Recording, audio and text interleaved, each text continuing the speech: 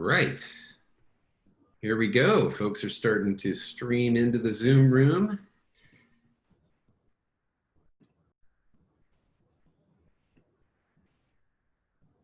Looks like we are also live on Facebook, so hopefully those of you who are over there on Facebook can see us and hear us, and all is well there. And I'm just gonna, we're gonna get started in just a couple minutes. We're gonna let folks stream in and get connected, and let folks on Facebook get connected as well. Lee is standing by, and we're about ready to roll here. So just come on in, say hi in the chat room. If you do, please do change the drop down to say all panelists and attendees, for those of you on Zoom, in the chat room, and let us know where you're joining us from today. We always love to see where everybody's coming in from. It's super fun for us. So, and for each other, say hi to each other. It's a good group. Looks like the live stream's working on Facebook. Yay, hi Facebook. Hope you all are doing well. Glad you could join us today too. So as this thing loads up with people from Toronto and Florida and the UK and Napa Valley and Argentina and Manchester, UK, and Romania, and Pasadena and Ireland, and Seattle, I think I already said Seattle, and Vermont, and Australia, and folks from all over Amsterdam, Arlington, Mass. We have a lot of folks in California. Welcome, welcome, welcome. Glad you're all here. Hi from Israel. Hi from New Zealand. Hi from Hawaii. All right, folks from all over the world. This is super fun. I'm so glad you all could make it today. And we're very excited to be back with you for another Tea with Lee session. I'm Ben Cox. I'm the co-founder of Holden Qi Gong, and as they say, the man behind the curtain with all the tech and business stuff that we've been doing over the years to make it so that Lee's work could get to you all over the world, and that you can come and join us for these things. So I'm very happy that you're all here. I'm very grateful for all of you who are on the mission of spreading health and wellness and sanity these days. So thanks for coming.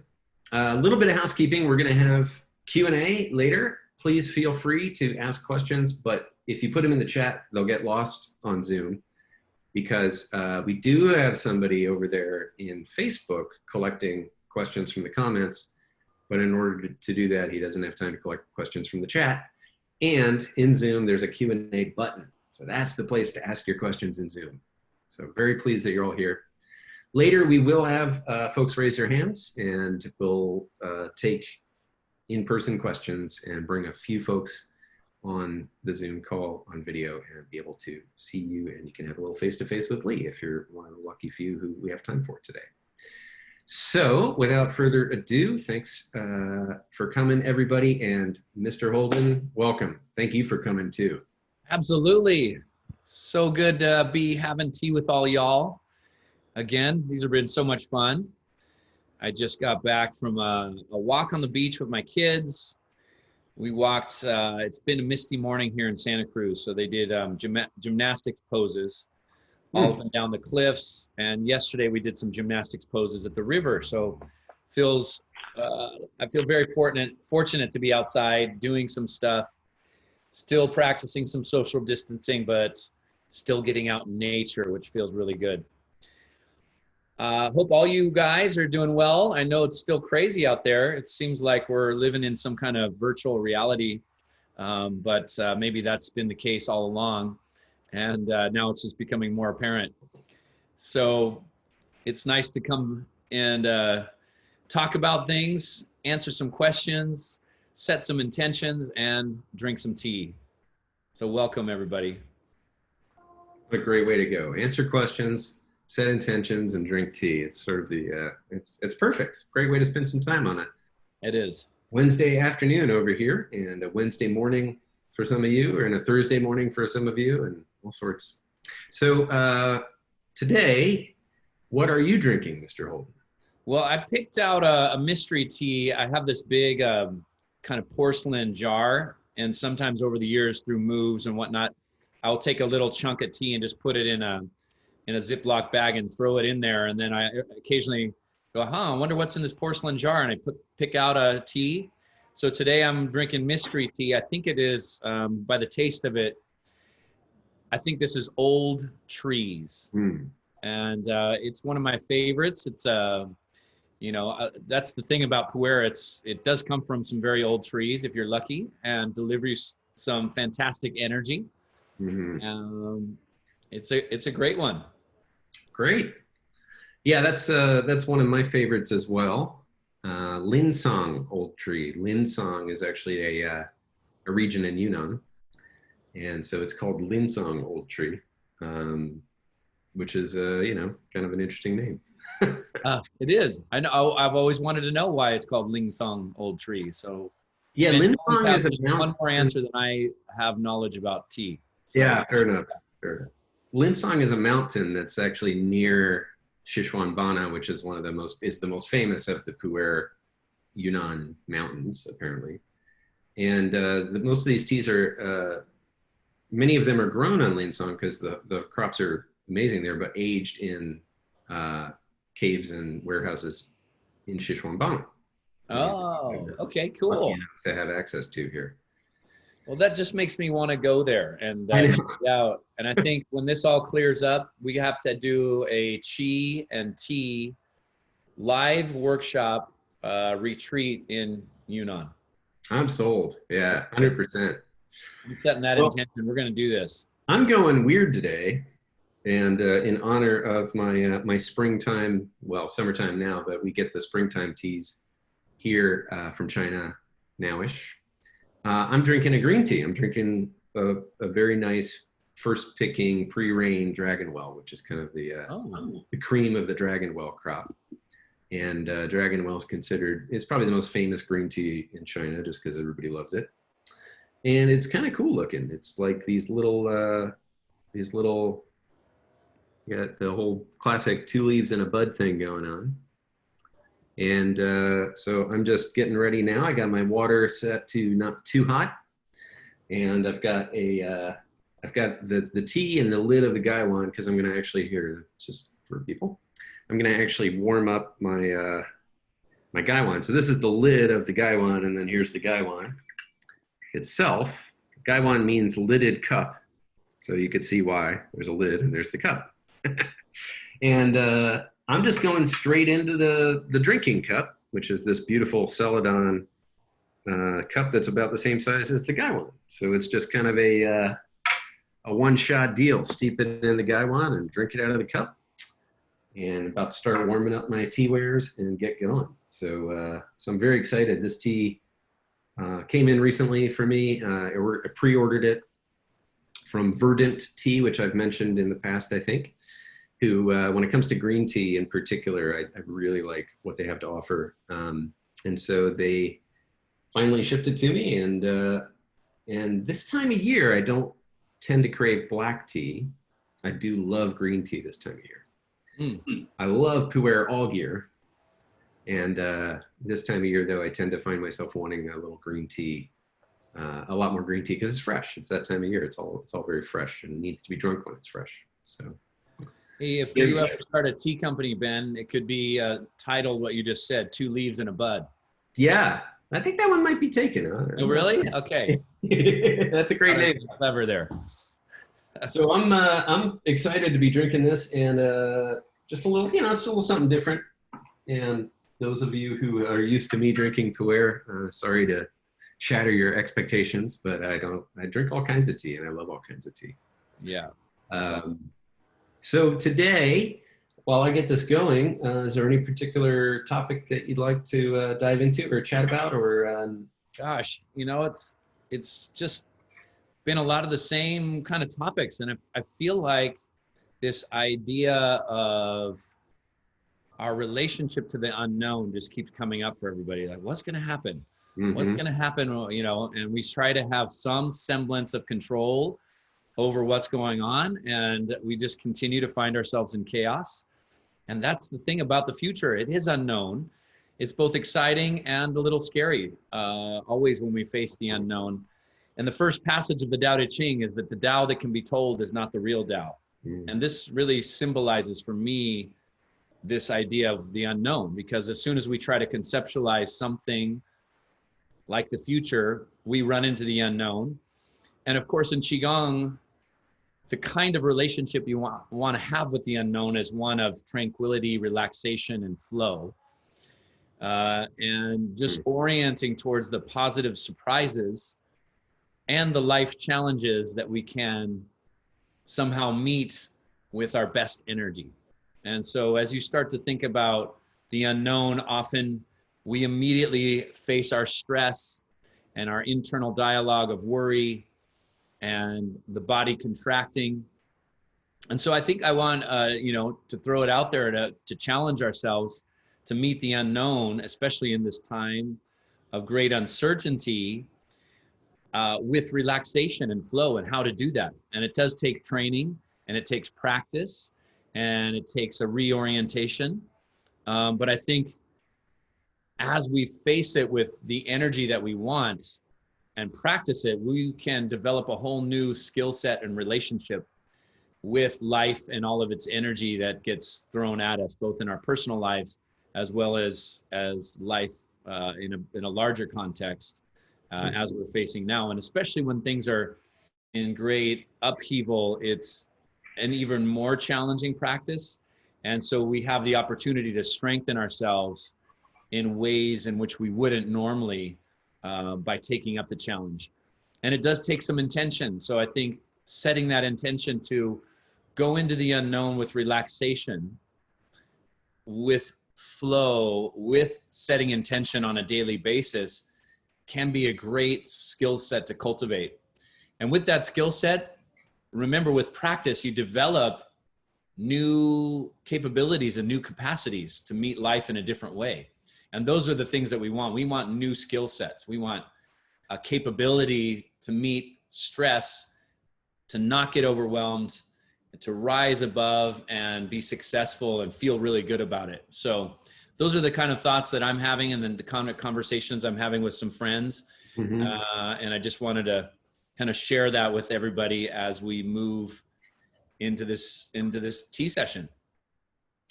It's great. I think a lot of similar conversations I'm having with people as well, and people in my business groups and, other folks in the wellness and wisdom space who are in some cases trying to figure out how and when to reopen or not. And other cases have tried to figure out if they can move their business online and kind of follow in our footsteps and so forth in various ways. And so it's a challenging time. And I think a lot of folks are weathering the storm quite well. I'm extremely grateful for all the practice that I did leading up to this, because it does leave me in a state where I'm not as discombobulated as a lot of folks. And I'm also very lucky that we were running an online business already instead of a flower shop down the street that nobody can come to anymore. So I feel extremely grateful. But at the same time, all the uncertainty and all of the upheaval and all of the things that have been going on, they are taxing, and it can be draining when all that energy is going on in the world too around you. So it's not even just your own. That's the tricky part, right? It's not just your own energy that you have to worry about and your own worry or your own reactions. It's the world around you and all the people in your neighborhood, in your city, in your town, in your state. So maybe we can talk a little more about how to deal with that as well. Yeah, absolutely. I love it. I think it's great to have these different conversations, because, the conversations we have with our friends and family and loved ones, they tend to continue to play in a variety of different ways in our own internal dialogue. And so as we have deeper, richer, a different focus in our conversations, that is the energy that starts to play in our minds, and that then gets delivered into our bodies through our energy systems. Mm. So let's just do a cheers and a toast to meeting the unknown with relaxation and flow. And I think always a wonderful first step is just to think and bring to your mind a few things that you're grateful for. I know I'm really holding some of this precious time with my kids in my heart, and being out in nature and doing some really fun and connecting things. with them, even in the midst of some challenges. And as I think about that, then I start to move the energy into my heart space, and then I take that energy into the work that I'm doing or into a project, and it really sets me up for a different kind of outcome with anything that I'm doing. So a few minutes of gratitude, and then moving into a conversation or some work, you're in a different space, and your creativity is in a different space. So let's stir that into our heart centers, just conjuring up a few moments of the day or the week that have felt really good for us. And as you're stirring into the heart, really feel inside your chest. And just breathe slow and deep through the nose and feel your heart center elevates, become lighter and more relaxed. Your breath is a way in which you communicate from your mind to your body the kind of energy you want to circulate through you.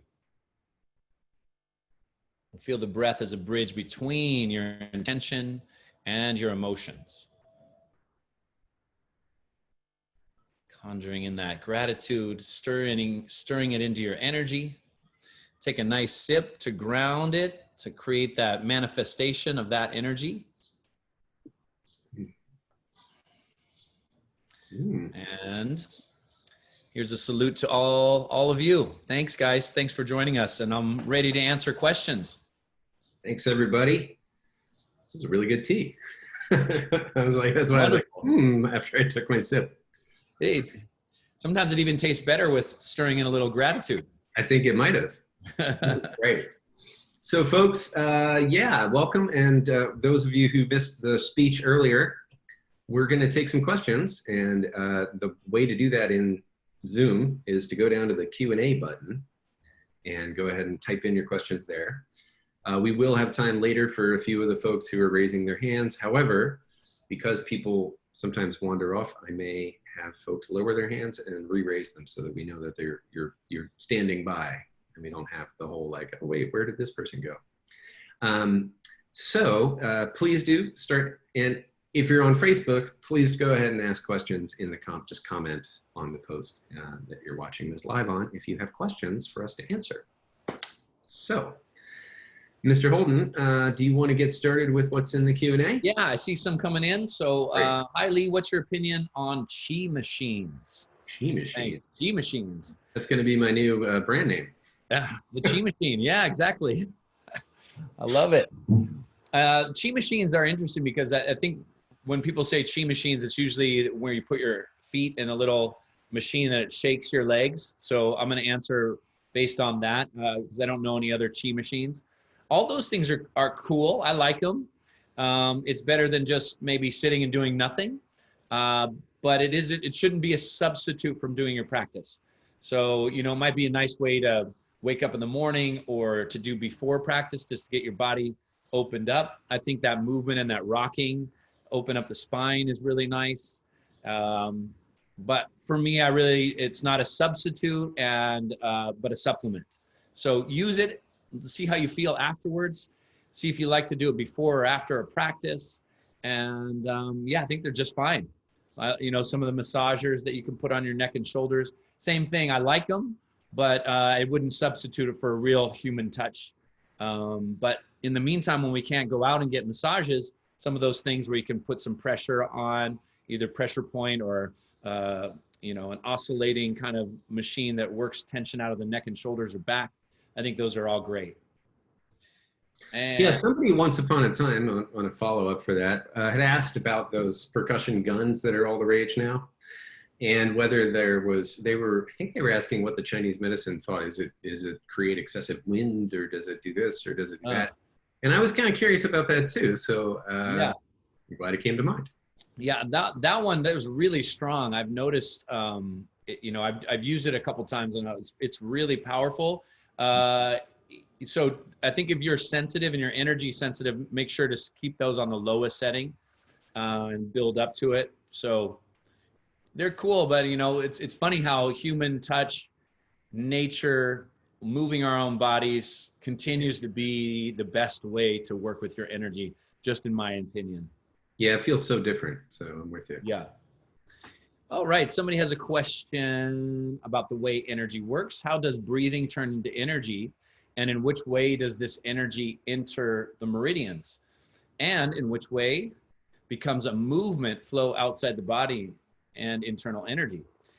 That's interesting, right? So that is the question. That is the question through history, because we really don't know what Qi is. It's beyond our explanation. So when we try to conceptualize the meaning of life and how we got here and all these miraculous physiological functions, whether it's our heartbeat or our consciousness, we run into the unknown again. And so that's what's so fun, and to embrace the unknown with a sense of awe and openness, and not like we need to put it in a box. And so when we talk about Qi, let's say, how does breathing turn into energy? That's the miraculous right there, right? How does that happen? How do we take a deep breath and it turns into your liver cells or your brain cells that then turn into thoughts? And I think nobody has the answer to that. And hopefully nobody ever will, because life is mysterious, and that's what makes it so fun. So Qi is, remember, Qi is your aliveness, means it is the force that keeps your body alive, and it brings everything to life within you. It's the animating power. So it animates your heartbeat, for example, is an expression of Qi, your expansion, contraction of your lungs. So somehow miraculously, we take a deep breath in, oxygen pours into the lungs, and the amount of atoms that come in with each inhale is 10 to the power of 22. That's a number that we can't even conceptualize. I had no Then idea. somehow those atoms or those molecules turn into, a thought that you might have, or a dream that you might have, or they get somehow miraculously put into your kidney cells that then allow your kidneys to do their job. And that is what they call the intelligent organizing power of you, or of your energy system. So there's lots of different kinds of Qi. Breath is one kind. And then food, let's say, is another kind of Qi, meaning that this particular Qi keeps you alive. That in Chinese medicine was called postnatal Qi, the Qi that you need to keep your body alive. And then they have prenatal Qi, the energy that you were born with. And so these are always dancing together. Now, if you breathe well and eat healthy, this is said to support your overall Qi and, in more efficient and better ways. And so I think it's a great question that I don't have an answer for, but I did give you my best answer. Mm-hmm. That you did. Okay, Kathy says she's been taking class, doing the 30-day challenge and the subscription. She also sees an acupuncturist over the last 10 years, but hasn't been back because of COVID. Now that the acupuncture is open, what would I recommend as a way to merge the practices is taking 3 classes a week and doing shorter practices daily, enough, how much acupuncture is needed. So and you start to answer the question that it varies from person to person. And it depends on if you're really working on a particular ailment in your body. So let's say you're really working on low back pain and you're doing your Qigong practices. I would say to start off stronger with more acupuncture in the beginning, 2 or 3 times a week. Back pain starts to get better. Keep doing your practice, your Qigong practice, then taper down to once a week, taper down to once every other week if you'd like to. Maintenance, just overall energy for people that, let's say, aren't doing much Qigong, I often recommend once a week. And if people are doing a lot of Qigong, once a month could be just fine. So think about listening to your body. How good do you feel doing acupuncture? It can't hurt. It does support your practice, and it does help your practice. But if you're doing consistent Qigong practice and you're not really working on anything specific, you just want energetic support and prevention, once, twice a month is good for acupuncture in that case.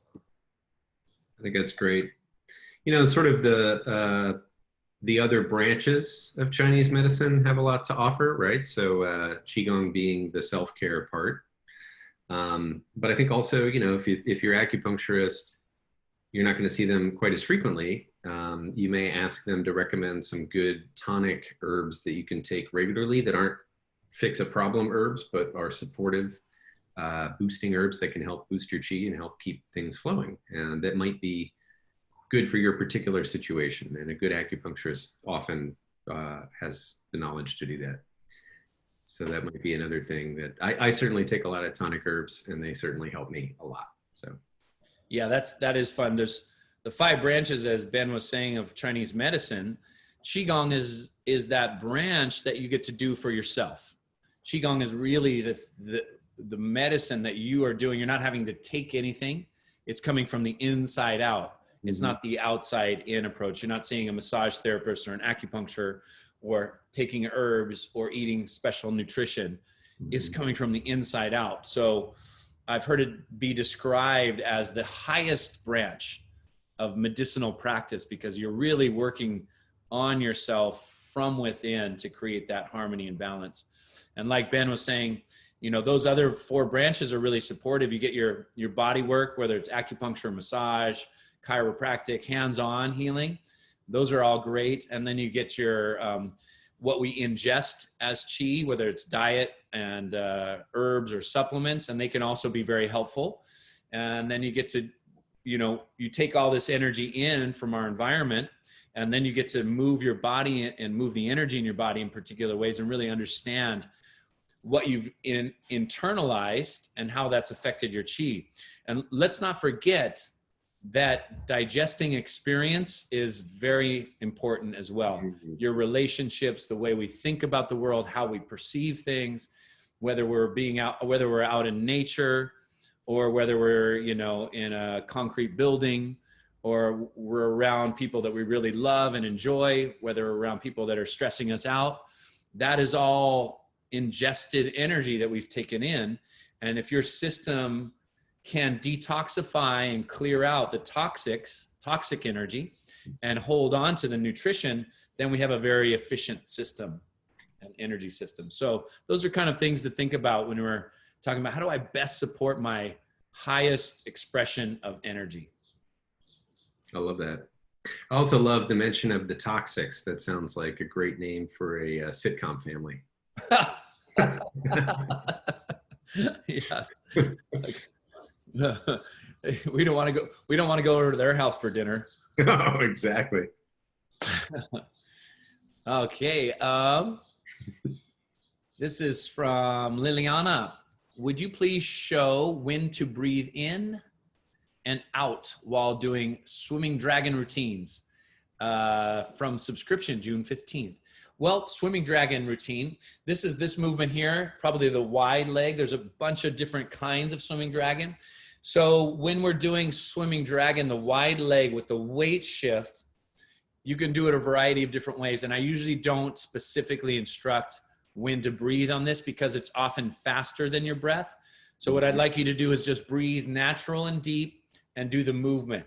If you wanted to, you could exhale one direction and inhale in the opposite. That is okay to do as well, but it makes it a little bit slower in pace. And we often do it a little quicker because we're really warming up the body and invigorating everything. And Michael, I practice your class regularly, several times a week, and I want to ask, what exercise do you recommend for ankle pain? The better balance practices. So what I want to do with ankles in our routines is to strengthen them and create mobility. So the exercise where you're standing on one leg and circling the foot on the other is a great exercise. There's one where we're sitting on the floor. It's called rowing the boat. You have your hands on your feet and you circle your ankles. That's an excellent exercise as well. So maybe in class this week, we'll row the boat. I love that exercise. It's been a while since that one surfaced, hasn't it? I know, I just thought of that, yeah. On any of our published programs yet, although I'm sure it will be one day. I'd love that. Yeah, that's one to come back to often, I think. Yeah. Yeah, it's one for longevity because your kidney meridian goes right through the Achilles tendon. Mhm. And okay, so we'll row the boat on Thursday. Come join us all. We'll take the boat for a row. But Yeah. otherwise, yeah. Sometimes, Lee, by the way, when you say things like better balance, people may not know that's a program in our healing series. And Zach has just posted a link to it in the chat in case you are looking for it.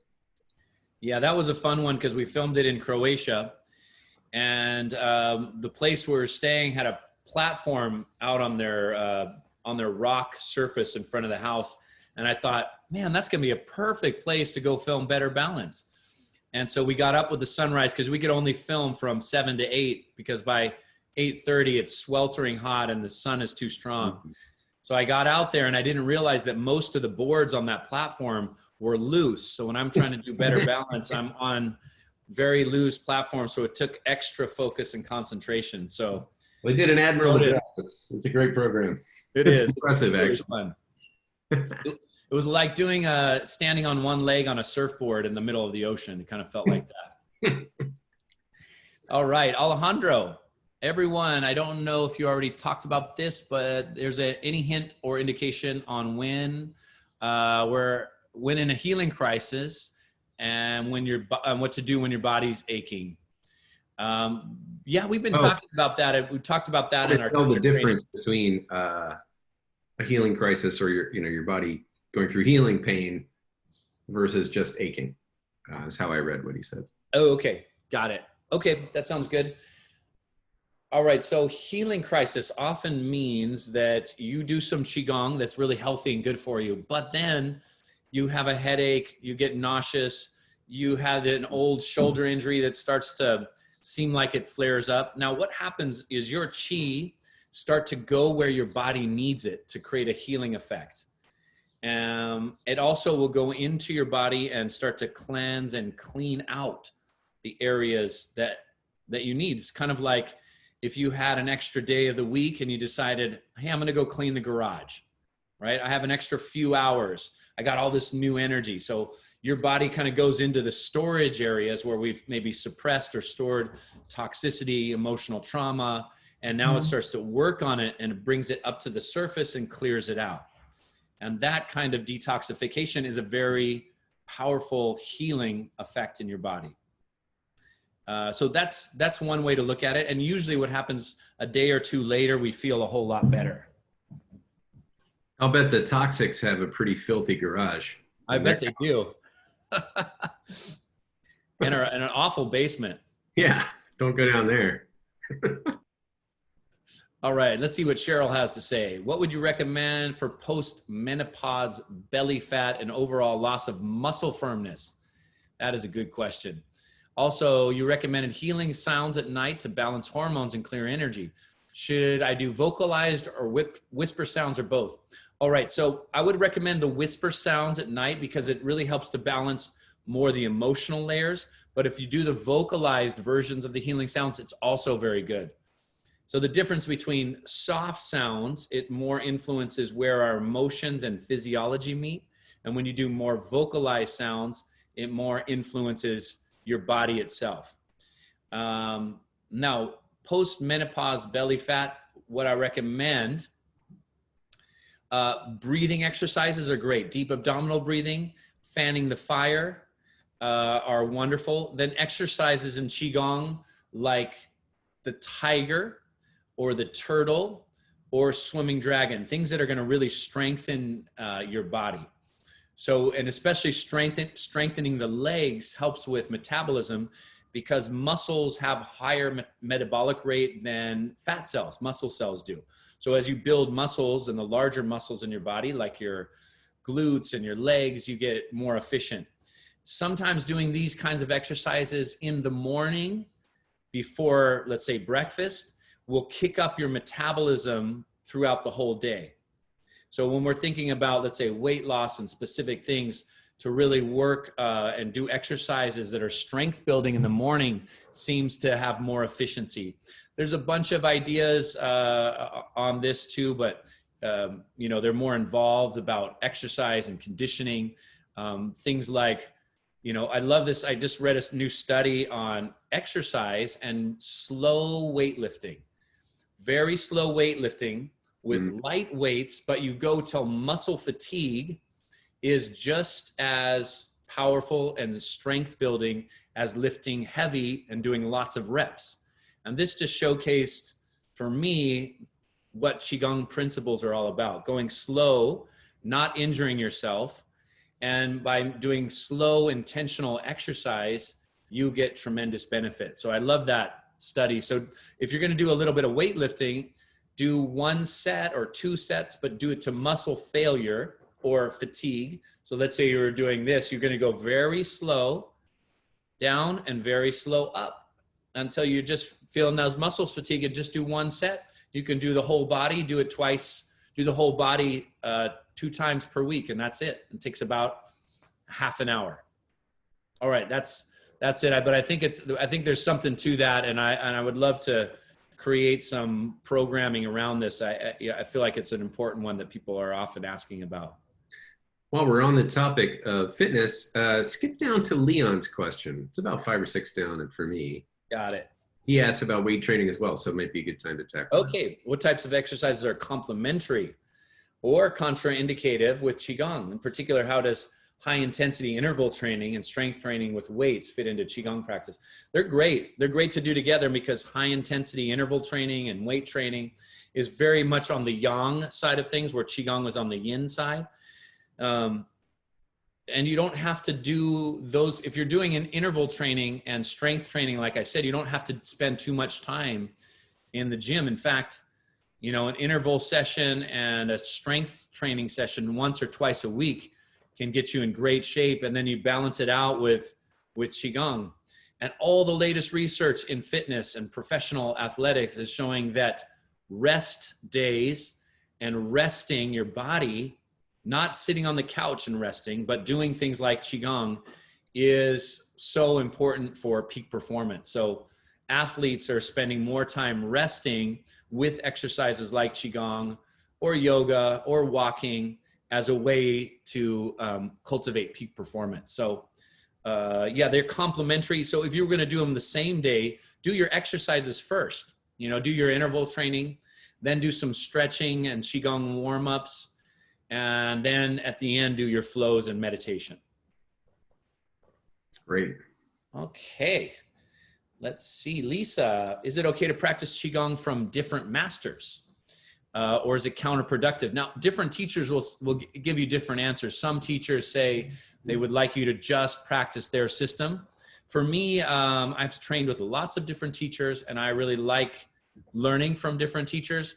I do think it's important to get a firm foundation in a practice and then start to say, I like this exercise from that teacher, or in that class, I really like this, but it fits into my foundational practices. And the way I teach a principle-oriented system so that when you do study with other teachers, it really makes sense into the overall picture of Qigong and what you're doing. And I even integrate things like Western fitness into those principles so that we understand, when I go for a walk or a jog or I do some weightlifting, how does that fit into energy cultivation? And it fits in just fine. But it's important to know where to put that in, like a good recipe. It's important to kind of stir those ingredients in the right way for maximum benefit. Excellent. Yeah, it's very interesting. You know, I've seen more folks trying to, or coming out into the world and combining the two quite publicly, a lot of fitness folks and so forth. So I think it's a timely topic. Yeah, it is. All right. I have been following for 2 months and really changed my life for the better. And in some ways, I'm grateful for the COVID-19 because it's brought you into my life. That's so sweet. Thanks, sweet. Lorraine. Yeah. Thanks, Lorraine. Now, how do you know which element meditation you should be doing? Is there one that combines all 5 elements? Yes, indeed, there is one that combines all 5 elements. We have a program called the 5 Element Energy Flow. And in fact, if you're on the subscription, I'm doing right now a deep dive into the 5 elements. We're going to do different routines from the 5 element practices and talk about that. 5 elements is a is a style of Qigong that I really like to focus on because it's a map that really helps to describe the territory of who you are and how you fit into life overall. So not only when we're talking, let's say, about the fire element, is it talk about your heart as the leader of your circulatory system, but it also talks about the emotional heart and the spiritual heart and the season of summer and the personality of somebody who's very outgoing and how that all works together. So 5 elements is quite involved training. So if you really want to dive in deep, we also have online a full week-long immersion that we filmed. So you can take it from a routine or the subscription into a full week-long training. So, and usually when you do a routine, you can combine all 5. Or if it's, let's say, summertime, I often will take one of those elements and just focus on it and make a practice around one element. So there's no real rule to it. I think also the topic of the meditation, she mentioned the meditation. So she could also be talking about the ones in the guided healing meditations course, the audio programs, because we do have the 5 elements meditation there. Each one is a separate meditation. And I know in class, you often will mix those up depending on what the focus of the class was. So maybe that's sort of the answer there, is if you do some practices that are really focused on water element during your practice today, then you may want to do the water element meditation, for example. Yes. Yeah. But I don't think there's a meditation in that program that is all 5 per se, except that when you move into the next layer of that program and you start doing the energy healing meditations and so forth, you're starting to work with Qi directly, which I guess is sort of the feeding element of all the 5 elements. So perhaps that's the answer, is like everything other than the individual elements are working with all 5 elements, really, depending on where you're. And also when you work with one element, for example, you work with water, water's going to grow the wood, and the wood's going to grow the fire. So whenever you work with one element, it feeds into all 5, as it's one energy system manifesting in 5 different, let's say, modes. And in that healing meditation course that we have, if you're all 5 are incorporated into, let's say, the inner smile meditation, where you work on all 5 internal organs that go to the 5 elements, or the healing sounds. And then I do a visualization based on one element at a time as we go through that as well. Great. All right. Could you recommend, somebody wants to recommend a couple of tea stores. So we have Hidden Peak Tea House. And Ben, you mentioned something else as well. Yeah, that's right. That's right. So Hidden Peak Tea House really has just amazing pu'er teas. The pu'er in particular, the sourcing that he has is just kind of phenomenal. And so they're here in Santa Cruz, and but they do ship online. And if you're out of the country, you can call and order and they'll figure it out. But then the one that I've been drinking a lot of other teas from, one of the favorites that I've come to is Verdant Tea. So Verdant. And their green tea selection is just, they just have some great stuff, and some great oolongs and things as well. They're also the one I got that weird cousin of the pu'er from. I don't tend to like their pu'ers much because I'm a little picky, but they're this cousin of the pu'er called Camellia crassicolumna. So it's a cousin of the tea plant that doesn't have very much caffeine. I've been kind of enjoying that lately. That came from Verdant Tea as well. But please don't go buy it all, because I'm going to want to order some more later. Nice. Okay, let's see. Somebody wanted to know about hearing. Hearing loss, tinnitus, sensitivity to sound, muscle spasms in the middle ear. So ears, speaking of the 5 elements, are related to the water element and the kidneys. So work on your kidneys. Exercises like the fountain, kidney healing sounds.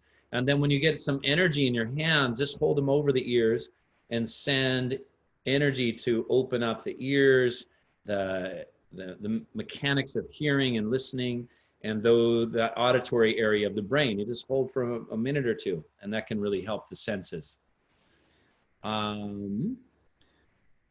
Let's see. Oh, inhale through the nose or exhale through the mouth question from Thea. So when you are doing warm-ups or stretches, you can exhale through the mouth as a way to clear old energy. When you're doing flows, inhale, exhale through the nose as a way to contain the energy. So exhaling through the mouth is purging. Inhale, exhale through the nose is tonifying. I'm new to Qigong. I've been doing mindfulness work and meditation regularly for several years. Is there an optimal time of the day to practice Qigong? All the time is good. Any time of day that you feel like doing Qigong is good. Traditionally, sunrise or sunset is great because in the environment, you have balance of yin and yang. And so as you tune into that energy, it creates harmony and balance within you. But movement is healthy, and it's healthy at any time of the day. So find a time, pick a time that's good for your schedule. Creating a routine is very helpful. Morning can be really wonderful to energize yourself, set some clarity and focus for the day. If you do Qigong in the evening, it can be really good to focus on clearing stress and doing some work on emotional balance. Meg asks, when doing a wide stance flow, such as 5-element flow, I find the inner sides of the feet hurt, especially as I go wider. Should I go less wide? Or is there something perhaps I can do differently? Try shifting your weight towards your heels more, and then you can go less wide to just listen to your body and find the position that helps with you. You might try turning your feet out a little bit as opposed to having them straight ahead, and orient towards to the heel so that the sides of the feet, you take the pressure off. Yeah, for me, I know historically being relatively flat-footed, having a fairly flat arch, it is really helpful to just consciously do exactly what Lee said, is to kind of like, because my heels or my feet are trying to pronate the ankles and flatten into the ground more than your average bear. So maybe that's a contributing factor for you too, in which case what Lee just said works great and will really help just consciously kind of make sure that your ankles are turned out a little more. Great. Next one goes to the upper body. When should we put the tongue on the roof of the mouth? So tip of the tongue on the roof of the mouth is often used to keep your energy internally connected. I especially like to do it when we're doing practices like the microcosmic orbit. You can keep it there all the time. Some teachers recommend that, but I don't find it as important when you're doing stretches or warm-ups, things like that. When you start to do more subtle energy work, keeping the tip of the tongue on the roof of the mouth can keep the du and the ren connected internally to keep that flow. So especially if you're doing something where you're moving energy from the mid-eye down through the front channel, that tip of the tongue on the roof of the mouth can be helpful. So just notice when you're doing that, and especially if you're practicing microcosmic orbit. Somebody has an extreme lack of mobility in the neck, almost no lateral motion. Okay, let's do a pressure point, because I did a demonstration once and this person had very little mobility in their neck. He was a 100-mile marathon runner and had been doing it for years. So extremely strong and fit, but very low flexibility, especially upper body flexibility. So he could, when you called his name, he turned his whole body. And so then I did it in front of the whole class, this pressure point right here. It's between the first finger knuckle and the middle finger knuckle on the back of your hand. And if you hold your hand like this and just squeeze in with your finger with firm pressure, and then you squeeze and wiggle and start turning your head, this starts to send energy to the neck. And all of a sudden you go from like this much mobility, it starts to open up. And in about 1 minute of me doing this, all of a sudden he had probably 50 to 75% more range of motion. I did a acupuncture treatment on him one time, and I saw him the next year when I was back on the East Coast, and he was like, Lee, look, ever since then, I've had my mobility back. So this point can be extremely helpful. Try that. And then the program Qigong for upper back and neck is great. Just go into it real easy. There's a lot of stretches in there. You don't have to do them all at once or go into it real hard or forcefully at once. Just do a real gentle and slowly by slowly, like watering, you know, firm ground, the energy starts to soak up into the muscles and free up the tension. All right, Diane, thanking us for this valuable time and for sharing wisdom. I'm beginning a Qigong practice and have been doing your 30-day challenge. 2 questions. I often yawn and feel tired when doing Qigong, even when doing the more energizing exercises. Is this typical? And second, are there any Qigong techniques to support thyroid issues? And when you're tired doing Qigong, it's part of the detoxification. We already talked a little bit about the healing and the healing crisis. So it's like exercising your energy system when it's not used to it. So afterwards, your body's asking to digest this healing energy. And often the best way to digest new energy and assimilate new energy is to take a little nap, take a rest, get some extra sleep. And this is recommended in sports and fitness. When you're exercising and conditioning more, you're going to need more sleep. So listen to that and spend a little bit more time doing your practice and then taking a little, 15, 20-minute nap. Let your whole system recharge. It's like your batteries are trying to get recharged. And sometimes that happens if we've been, depleted or stressed out for any period of time. Thyroid issues is around kidney energy as well, because kidneys control the water element. So the movement, the fountain, is really good for the thyroid. So you're flowing up with the hands like this and bringing energy here. And in fact, we did that in our last class on Monday. We did the fountain and all 5 elements. So if you're on the subscription, go ahead and check that out, because it's up, and you could practice and take a little extra time just doing that one exercise for the thyroid. Interesting. I think we're going to move on to Facebook questions pretty soon. Okay. There are just a couple that have jumped out at me because I've been kind of scanning these. Good. One is, and I know you'll probably have some pretty helpful solutions. One is actually 2 or 3 people have asked about addiction, and if there's things that in Qigong that can help with addictive behavior recovery from addiction. Yeah. Really, my answer is Qigong. Yeah. Because, we all are seeking elevated energy states, and substances can bring us into an elevated space. We get high, right? So as we get high, we feel like, the relaxation, part of substance abuse, it helps us with our relationship to the unknown. We don't care as much. We become more relaxed. We feel our energy elevates. We have a shift in mind. We have a shift in consciousness. These are all things that we can do naturally from the inside out with Qigong practice. So, with addiction, sometimes it's hard to go from a substance to nothing. And so when you go from a substance to getting high on your own supply, as Wim Hof says, when you're getting high on your own internal energy, meaning you're elevating all that biochemistry that substance can produce within you is already within us. And when we do it naturally, a couple of things happen. One, you've done it yourself, so that's empowering. Number 2, there's no side effects.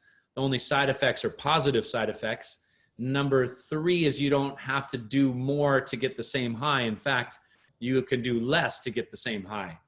That's the problem with substances. You often have to take more the next time to get that same high. With Qigong, your body's conditioned and already circulating energy that the next time you do it, sometimes you can drop into a really elevated state with just a few minutes of practice because you're conditioned. So I would say Qigong practice is a great way to substitute and empower yourself to elevate your energy, your perception, your mood, and your mind. Fantastic. That's a great answer. And I think, when we look into some of the other things that happen when you're doing Qigong, some of the acupressure points and so forth, like in the ears, for example, there's other things that you can do along the way. And so if you look for, in addition to just the movement practices, some of the acupressure practices that people have out there, and I think it's an incredible complement to Qigong for addictive stuff. So if you look for, like I know specifically in the ears, for example, acupressure points for addiction, you can find That's true. stuff out there. The ears have a big, strong connection to the nervous system, and especially this triangular fossa at the top of the ears. This is called Shen Men, which means calm spirit. So you get in there and you just circle. So if you're struggling with addiction, like this one's great for smoking cessation. You know, there's some good studies on getting people to quit smoking and not have as much side effects. You do points in the ears. And the points in the ears really are helpful. They did a lot of research with heroin. And so when you can help people with smoking and heroin get over those addictions, there's something to it. So just massage your ears. And this is also good for food cravings, because it's just like, especially emotional eatings. So those are great. Just, you can massage the upper part especially, but all of the ear is great for that. Fantastic. Thanks for that. There are a few logistical questions that I can probably knock out pretty quickly before we move on to Facebook. So for example, one person's asking about Buddha Palm, which is, if you haven't seen, we are just now offering our Buddha Palm online course, which has been long requested as a practice that we have taught in the past. Lee has taught only during medical Qigong week-long training in person, along with the ability to use it on other people and basics of Chinese medicine and so forth. Some of that will be covered. But the Buddha Palm online course, the question is, what's the difference between that and the retreat? Well, one difference is it's about 1/4 as much time in class as the retreat. The retreat is a full week-long, all day, every day thing. And the Buddha Palm online training will be three weekends, and then some additional materials that we'll produce as well. But the main thing is that the Buddha Palm online the Buddha Palm online is really about building up this Buddha Palm standing posture set that really lights up your hands, and then using it to do healing work on your own energy centers. During the week, we do that and use it to heal other people and sense energy in other people and learn all these other techniques about doing medical Qigong practices at just sort of an introductory level. It's not a substitute for 3 years of Chinese medical school, but it's a pretty deep and profound week. And so a lot of folks have requested a version of the Buddha Palm that they can do at home. And just learning how to do that for yourself is something that doesn't require a bunch of people to show up in person. So we figured this is a good year to do that. So anyway, that's the answer on that one. A couple other quickies.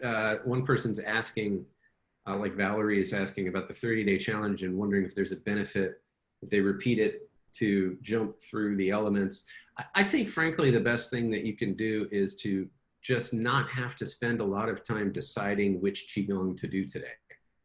So if you show up and you do the 30-day challenge and you know you're on day 4, you do day 4, that's really the key, is that you could just get down, do your practice, and not have that Netflix problem of spending half an hour you were going to spend watching something, trying to figure out what to watch. So both the subscription, because we post the previous classes and they cycle through and there's only a few of them, so you just kind of do the latest one that you haven't done yet, and the 30-day challenge are just great for that. And then I recently encouraged my mom to come up with a way to randomly select which healing series program to do today, because she's trying to get to know him. And I know her, and she'll spend the 20 minutes she meant to do Qigong trying to decide which Qigong to do. So I would say whether you do 30 days again in a row and just keep doing them one after the other, or you skip around, as long as you have a system, it doesn't require you to click around and look at them and try to figure out which one I'm going to do. That's where you end up. That can be very frustrating after a while. So let's move on to Facebook. Okay. All right. Yeah, we got a ton of questions coming in from Facebook. The first one's going to be from Christina Park. Do you have any recommendations for Qigong for fear of public speaking? What elements might be helpful for that? That's a good one. I used to have a tremendous fear of public speaking. So part of it is just getting over it. It's hard. It's funny how public speaking puts us into fight or flight. And when people think about speaking in front of people, they're more afraid of public speaking than they are of death or dying. So that gives you an idea of why or how fearful public speaking is. So centering, I find that centering movements, when you inhale and exhale before doing the talk, can be extremely helpful. And shaking. So let's do the routine would be shaking for 2 or 3 minutes and then centering. So you're going to do is a little clearing of the fear or the stress and then centering your mind. And then it just takes practice, practice, practice. Yeah, definitely. And then another great question from Christina. What do you foresee as the future of Qigong in America? Some say it's where yoga was 20 years ago. I've been known to say that too. I feel like it is. I feel like it's emerging as a tool and a technique that is very accessible to people, that can really help people take themselves from where they are to where they want to go. So I'm hoping, and we're doing everything we can to help bring Qigong into the public and into the light, so that people have it as a choice and a resource. I think the hardest part about Qigong is that it for some people it feels inaccessible, and that they feel like because of the name Qigong that it's not for them. And so it just takes some education, some clarity, some trying, and once they experience it, then they're like, yes, this is for me. So we're working hard to bring that into people's attention. Yeah, definitely. And a question from Tracy. I have not tried your classes, but I've been meaning to. Is there a basic routine to start with or a better time of day to do it? Basic routine, Introduction to Qigong is a great one. That's on our website. We also have the 30-day challenge. That's wonderful. And a lot of the conditions ones. So I might say try Introduction to Qigong, and then maybe pick one of the conditions like Qigong for upper back and neck that might suit you. And that's very helpful. And then also you could try a workshop on our workshop to get the explanation and a little deeper dive. In fact, coming up, we do have an Introduction to Qigong, a 3-hour workshop that we're starting to put together. And that's coming out in August? Yeah, sometime late August. Late August. Okay, so that'll be a good one. You could start with the Introduction to Qigong program, and then maybe pick 1 or 2 of the conditions and just poke around on there. Most of our stuff is really accessible for beginners. Mm-hmm. And then Sandy has a question. Are there any herbs you can recommend to support weight loss? Herbs? I would say pu'er tea. Pu'er is the weight loss tea. And then do the Qigong for energy and vitality program. It's a really great workout. So, some specific ones that we were talking about earlier would be great. Nice. And then Carolyn has a question. Are there any teacher trainings coming up in 2020 with COVID concerns? Any teacher training live? I think that's what we've been talking about, how to figure that out. It's looking like we're probably going to do live, but online, like we're doing here on Zoom. We're not sure if we're going to have a small audience or not, but I think some trainings that are live, but everybody's on Zoom might work out really well. Mm-hmm. Yeah, definitely. The other thing to be aware of is that the teacher training, the core curriculum for the first tier and the first level of certifications, all available online. And then we augment that by giving, if you sign up for it online and you go through the process, then you're allowed, you get a discount on the 5 Elements and 3 Treasures in-person retreats when we do those. So if you're talking about the first level of teacher training, then it is certainly available to you now, and you can kind of get started. And then when there are retreats, you'll have kind of, you'll have a ticket to them inexpensively to augment what you learned online. But the core curriculum's online because there's so much information. It's so much easier to be able to digest it over several weeks or months instead of just kind of come and be overwhelmed and go home high on Qi and then hope you remembered stuff or took good notes. Yeah, that's great. Yeah, and Linda has a question. What are some routines that are good for a frozen shoulder? Qigong for healthy joints. really great for the shoulders and the upper back and the neck. It's important to kind of keep your whole body exercising, even when one part is stuck or blocked. Now, this is a good, frozen shoulders are great. I should say it a different way. Acupuncture is great for frozen shoulder. Acupuncture, cupping, deep tissue massage. Sometimes it's important to get some additional help in the shoulder area. Nice. And then Rita has a question. How soon after eating is it best to practice Qigong? Usually the best is to wait an hour after a meal, especially if it's a heavy meal. But, you know, sometimes if you're eating a light snack, you could do it right afterwards if it's just light. You know, 30 minutes to an hour after a full meal is best. Right on. And then a question from Sandy. What is the correct breathing when you're working with expanding your inner chi? The correct breathing, is that right? Yep. So there is no real such thing as correct breathing.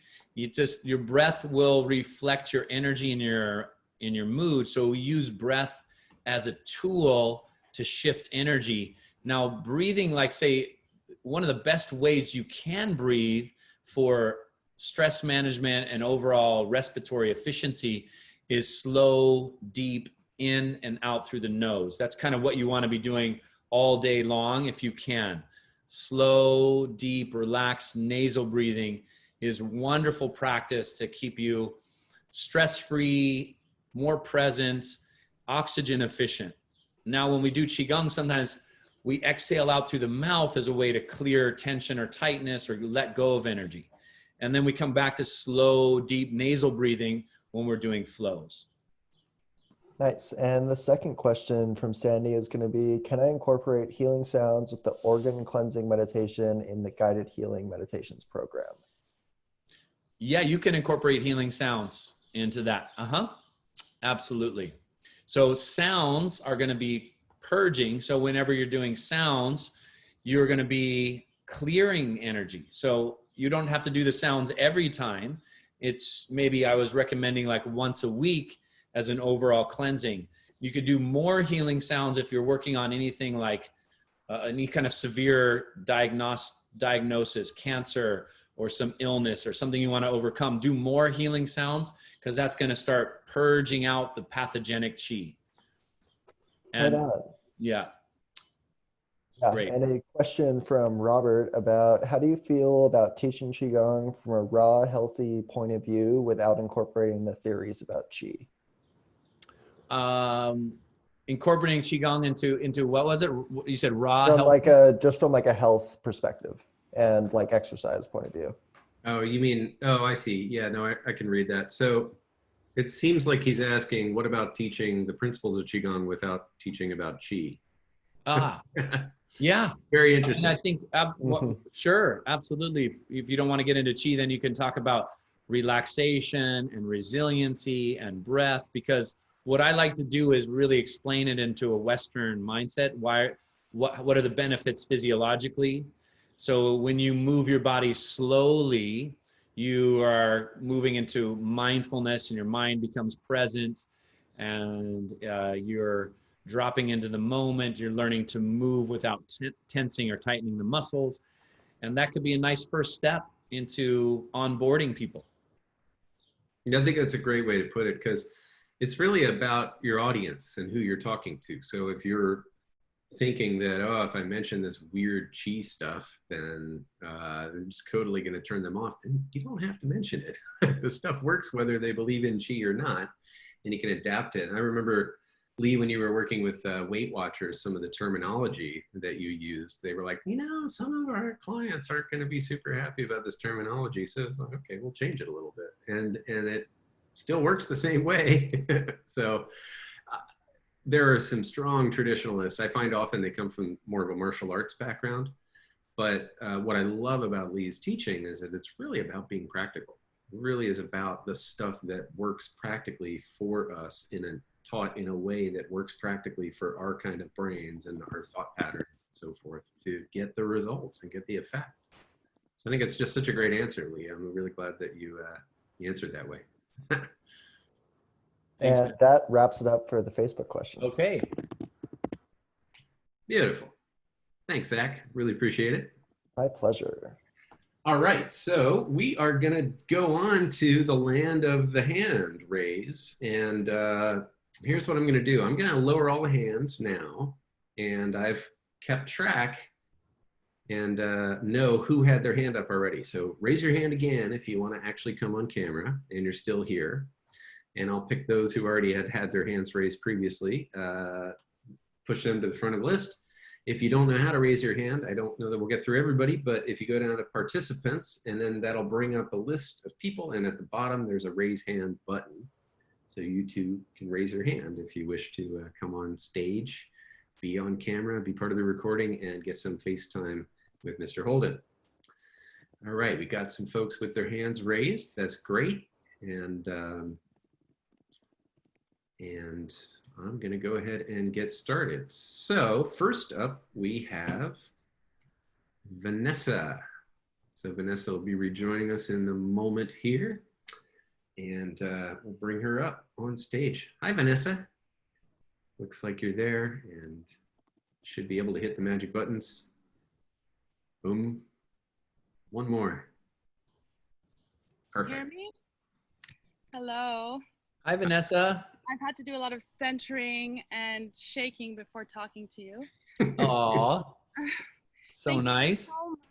I can't say how much your team and you, Lee, have given me so much in becoming more centered during the COVID time.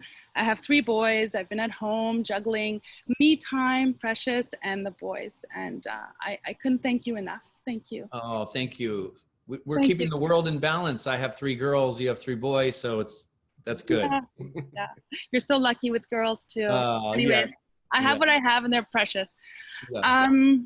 So my question is for advice. I know your advice is no pain, no pain. So 3 years ago, I was diagnosed with breast cancer. I had a double mastectomy, the chemotherapy for 6 months, the radiation, and then I had my implants put in. And I've noticed that when I do the spinal cord and which one is the other one? Spinal cord and the hitting of the chest, you know, when we do the knocking. And I also used to have a portacath here. So I was just wondering, is there something else that I can do to do this, you know, have the same type of effects, but not hit so hard or not crunch so hard? I just feel like I'm the type of person that really gets into a movement and I go all out, but I had immense chest pain for like 2 weeks. And it was also affecting my breathing. I was having shortness of breath. So I went to get myself tested and I was negative. But I was just wondering if you could help me out with that, because these are alien things in my chest and I just want to be able to work with that now. Yeah, So, that's a great question. I think there's so many women that are in the same situation or circumstance. So let's do this. So massage, pressure points with fingertips, light tapping's good. yeah. And I also love vocalize. What's that? Yeah, light tapping. So like keep your hand like loose. Yeah. And hit with this part of the hand instead of maybe this part of the hand. Okay. What I'd also love for the breasts and breast health is lung vocalized sound. So you're going to bring your arms up and then zzz, the Z sound creates a vibration into this whole area that's really helpful and detoxifying and also integrating kind of your new body after that cleansing and clearing, and just helps to integrate everything. Wonderful. Thank you. Yeah, so so much. healing sounds, pressure points, and then any of the breathing exercises, just like gentle wave breathing, can be very helpful. Wonderful. Thank you. And do you ever come to Canada? Oh, that would be wonderful. What part of Canada? Montreal? I am in Montreal, and actually, thankfully, it's one of my friends who have been following you for a while. She's a Montrealer as well, and she's been doing Qigong for a long time, and I've been doing Tai Chi. I got into Qigong because of Tai Chi, and they're so beautiful together. And I would love, I'm sure I could get a bunch of people to come to your classes if you can. Okay, let's do that. Yeah, I'd be super When this interested. whole thing is blown over, we'll do Qi in Montreal. Yay. Thank you so much, Lee. Thank you, Ben. And I've learned so much about tea. It's been such a pleasure. Oh, My pleasure, Vanessa. Vanessa. Thank Yeah, you. thanks for Thank coming to you. join us Thank today. you. Thank you. Thank you. All right, so next up we have Tuyet. Tuyet is coming back in. We'll get her up on stage. All right. There we go. Mute. There we are. Now we can hear you. Hey, hi Lee. Hi, Hi, Tia. Ben. Hello, everybody. Good to see you. Good to see you.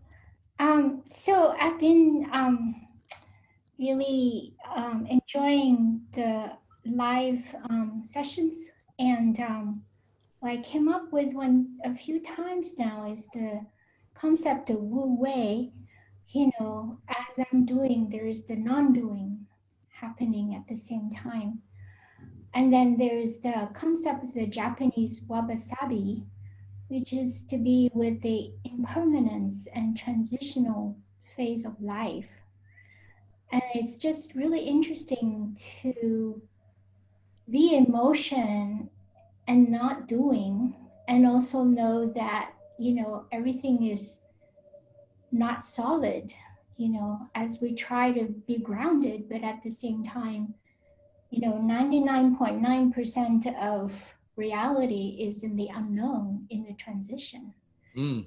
You know, so I'm just like curious about bringing that concept, especially now during this time when there's so much unknown. That's the reality, and to be able to swim in that without the fear, you know, because there's like sometimes there's a fear of not being able to feel the familiar, and the, you know, and the tricky part about the practice of Qigong is that we repeat, you know, like when you repeat something 20, 30 times, there's a sense of like, oh, okay, I know this and I can just do it, you know, and the doing blocks the kind of Wu Wei of not doing. Like, what does it feel like to be in the doing and not do?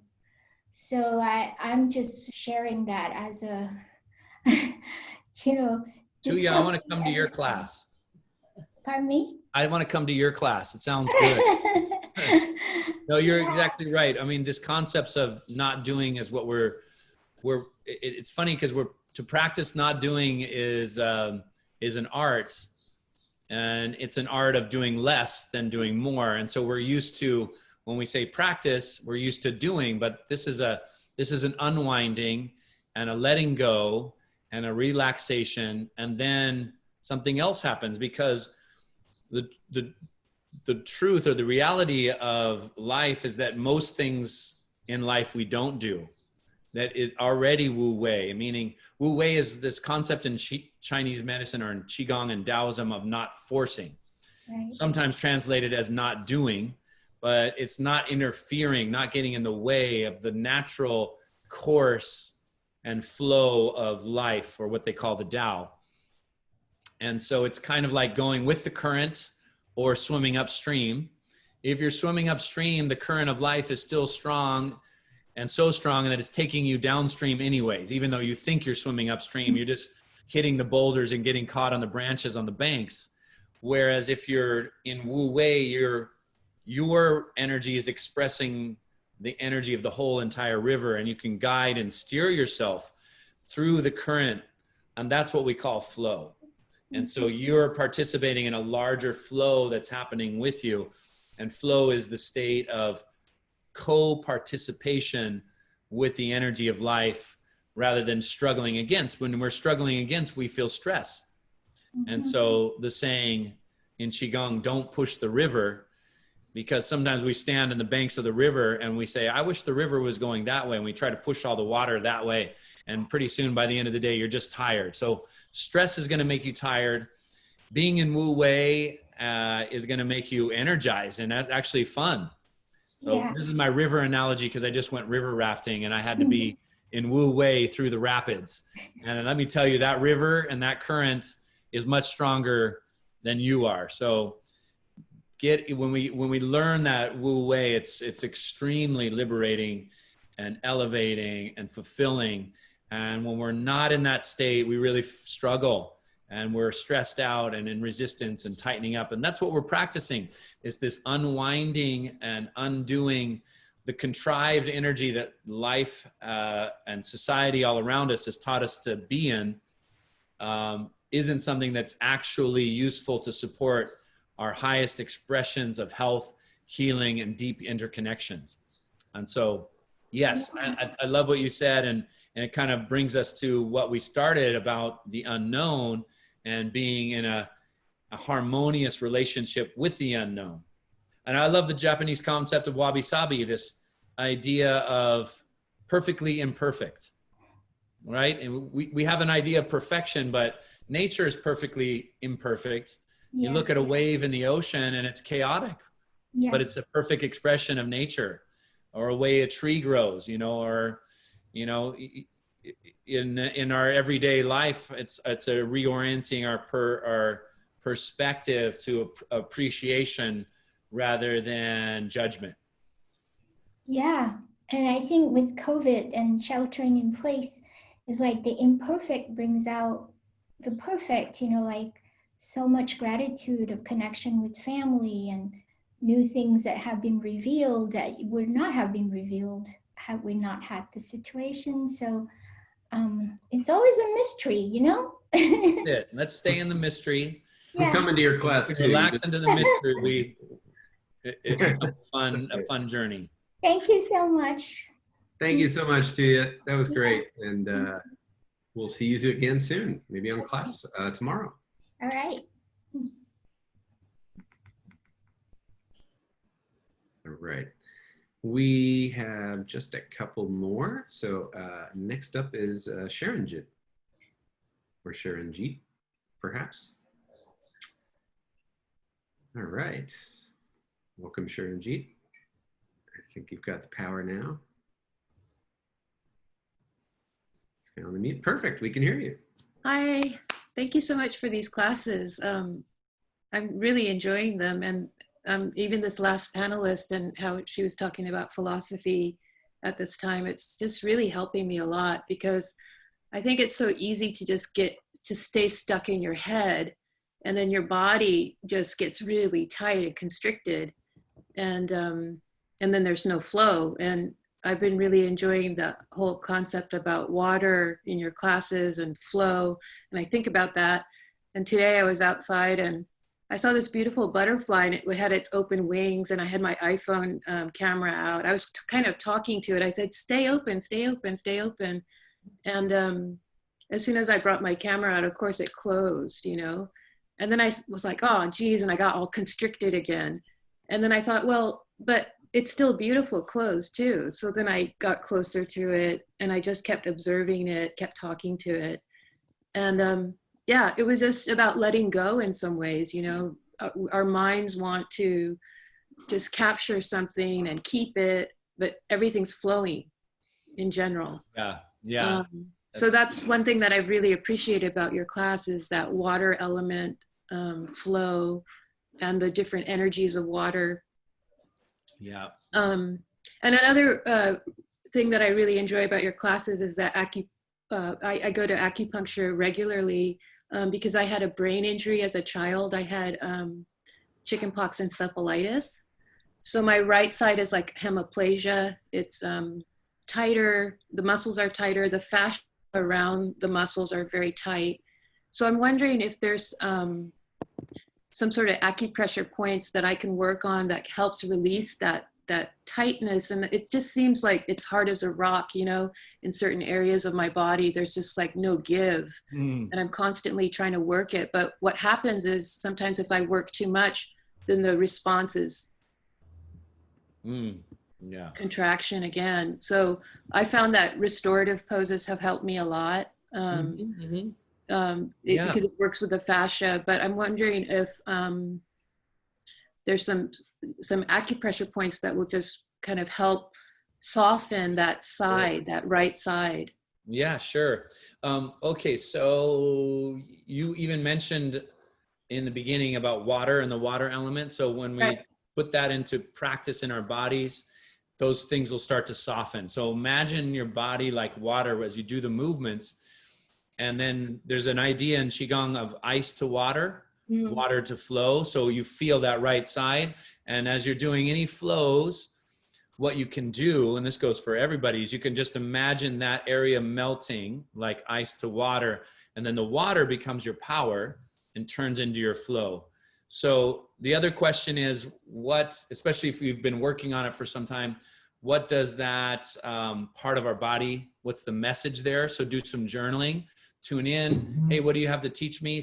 Journal about it. So that seems to be a great release too. And then try your pressure points and working on it once that part of your body's been heard or listened to. Kind of going to your first part of your question and your comment. The idea of water, it's interesting because water, like a river, when we're talking about river, you can't step into the same river twice because there's always new water. And that's the same with us. You can't step into yourself twice because there's always new energy. And so who we are today is different than who we were yesterday. And who we are yesterday is different than who we'll be tomorrow. So kind of meeting yourself in this ever refreshing flow state is also part of that Wu Wei and part of the process of letting go. Yeah. So showing up every day, and every day is different. So has something different to teach you. Yeah, that's it. So, Yeah, and go. So did you say visualize ice first? Is that what you said? And then it melts? And then. That's right. So let's say you have a tension in the neck and shoulders. Yeah. You put your attention there and just see that tight spot, because really tight spot is a contraction.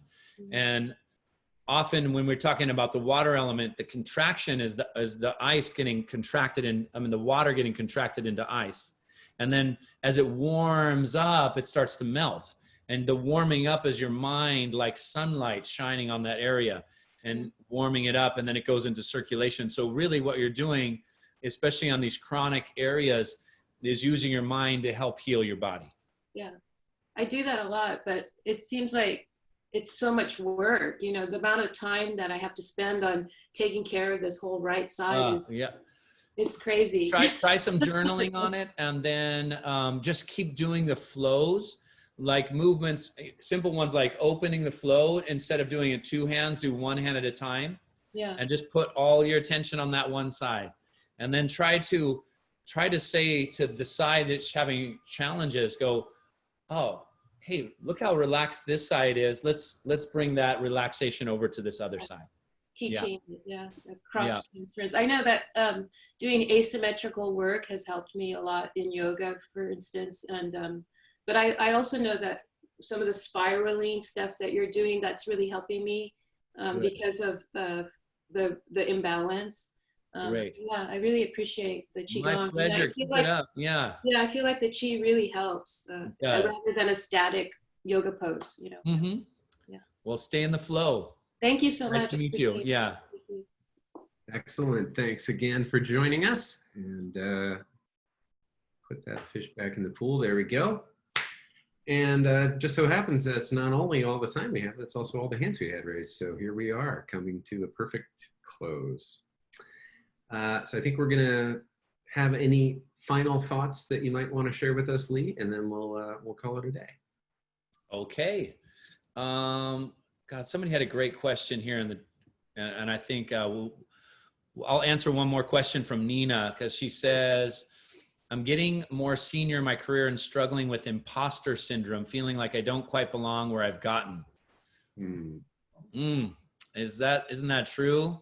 Does Lee have any favorite tips, exercises, confidence, and shedding old unwanted energy? And this is kind of like navigating the map. It's like, hey, I've put so much time and energy getting to this place, but this isn't a place I want to stay in, so it can be very frustrating or depressing sometimes when we feel like we've put a lot of energy into a career or a path that isn't who we are authentically in ourselves. but unfortunately we can't go backwards to change the past. We are where we are. So it's about extracting the knowledge and coming to that place to realize, hey, this isn't what I want to be doing in my career or otherwise. And that is a moment of realization and even enlightenment where you can be in tune with your decision maker on who you want to be and make a different choice, or have the power to be in that choice making situation. So you're an opportunity to get in tune with your true authentic expression is a wonderful place to get to, and listening into your heart, because often we're making decisions from our head and the acquired chi of society, family, friends. People tell us who we should be, and all of a sudden when you wake up, you know who you are in that moment. And to hold on to that, to really hold on to who you are in that moment, this idea of feeling and moving through life from your true energetic self is truly liberating. And so I think that's a great kind of thing to think about as we wrap up, as we move into the unknown with your authentic energetic expression. And that leads to, you know, a deep learning and a deep intimate relationship with all of life and who you are in it. Well said. Excellent. Well, that's a great sign off as well. So all of you, go be in touch with your own authentic energy. Go forth, be full of flow and full of chi. And we'll see you at the next class or the next Tea with Lee or on the Buddha Poem weekend or somewhere sometime soon. Thank you so much for joining us. And we'll look forward to the next time. Bye all.